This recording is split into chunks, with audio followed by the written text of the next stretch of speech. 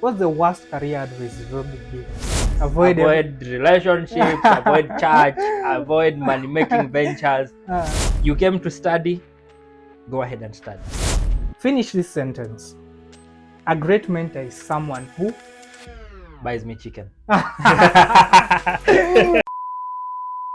Ladies and gentlemen, welcome to this show. My name is Edwin Obondo, and with me here is Bonke Arunga. Bonke Arunga. Welcome to the show. Welcome to the show. All right. All right. So today we want to talk about something small. You know, A lot of things. I know when you say something small, you want to bombard me with a lot of questions. But before we start, do you know rapid fire questions? Let me take some. I think our viewers need to see you fumbling through rapid fire questions. Okay. Are you ready? Let's see what we got. You're a mentor, right? Yeah. To many people. To many people. Yeah.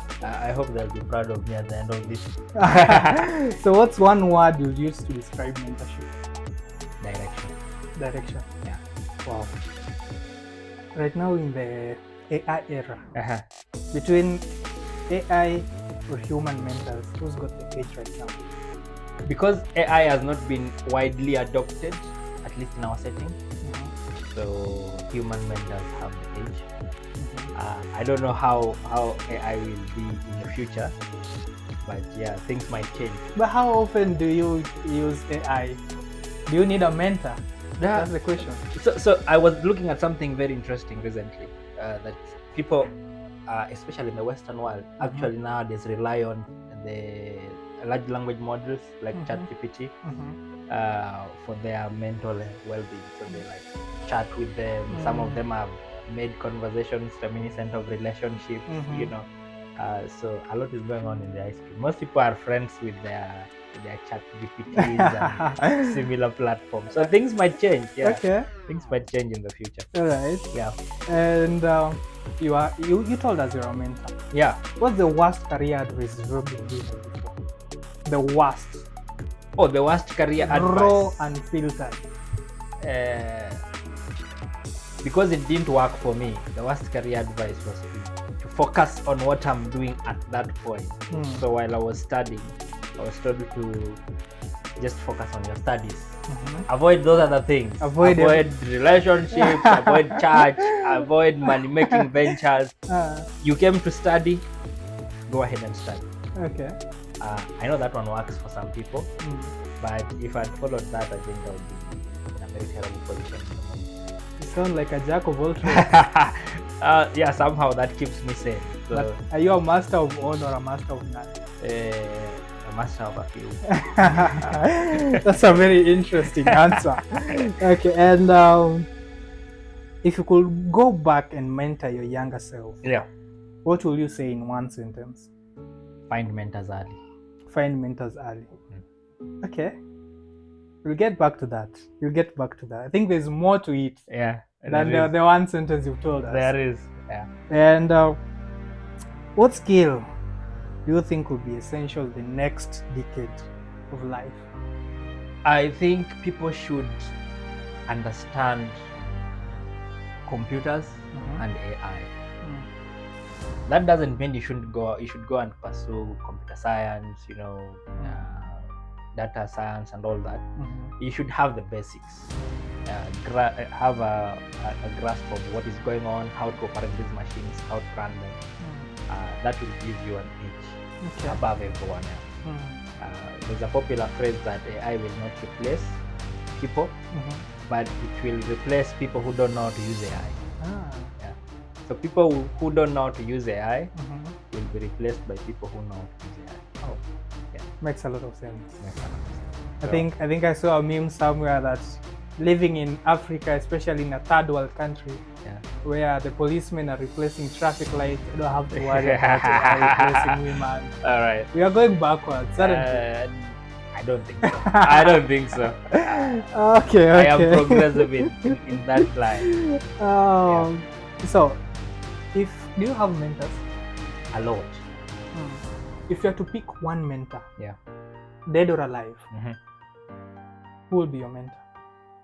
That is a very difficult question. My mentors will feel bad. Just one. If I don't mention them, I'll pass that. I'll pass that. Oh my goodness. They will feel bad. Oh my goodness. Because I have somehow lied to them that they are the best, so that they give me their best. Okay. So if I pick one, no, I'll be in trouble. You'll be in trouble. Now they know I'm playing them. All right. Sorry, friends. We are still friends. Okay. And what is one thing you wish people knew about navigating careers in this AI era? One thing I wish people knew is that don't follow the bandwagon of this. When a new technology is being rolled out, people are always skeptical. I remember when TikTok was being popular, people were saying that TikTok is for children. People who are in TikTok are, are not academically excellent. You are dumb if you are on TikTok. It was until recently. And then nowadays you get top brands on TikTok. You get even academicians on TikTok. And the people who started early on TikTok now have a large following. Some of them have businesses on them. The same thing happened with Facebook.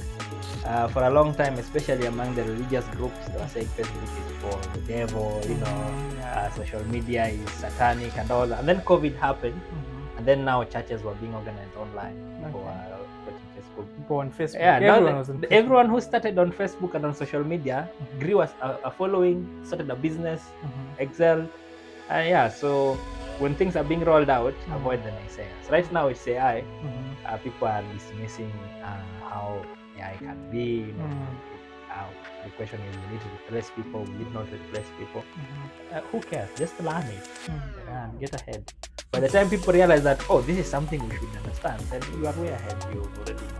So, yeah.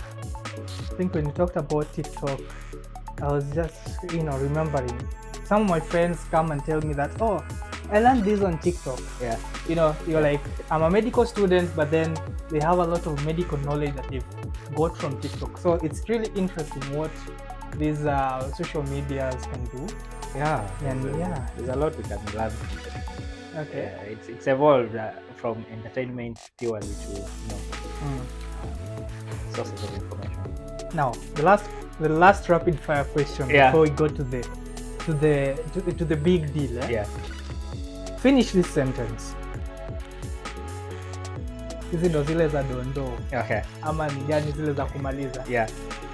A great mentor is someone who buys me chicken. Oh my goodness, you're going to be in trouble with your mentors. You're going to be in trouble. Yeah. No, you're not expecting that answer. No. Scratch that. A great mentor is someone who is willing to be mentored by their mentees. Yeah, that one I learned from one of my greats. She is such a great doctor. Yeah. Okay. One who's willing to learn from the mentees. Yeah, because there's something that your mentees can tell you that is important. You don't know everything. And some bits of information cuts across generation. So there are things that Gen Zs know that millennials don't. And if you are a Gen Z and your mentor is a millennial, there's something you can learn. Okay. So it's not a one-sided thing. It's not a one-sided thing. Okay. So a good mentor actually is willing to accept knowledge and information from there.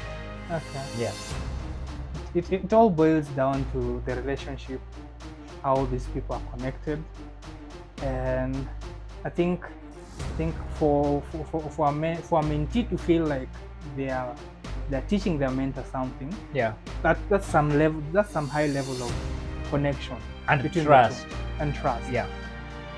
And comfort. Oh my goodness. Yeah. Okay. All right. I hope by the end of this session, I'm going to teach you how to, send money to my bank account. No, school is out. I'm not learning.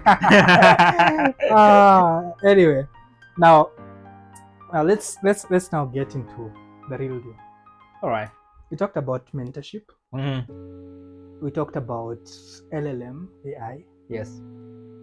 I think right now where we've reached, we even have lecturers who've come to acceptance that we're going to be an AI-enabled, people going forward. AI-enabled physicians, AI-enabled teachers, AI-enabled fashion designers.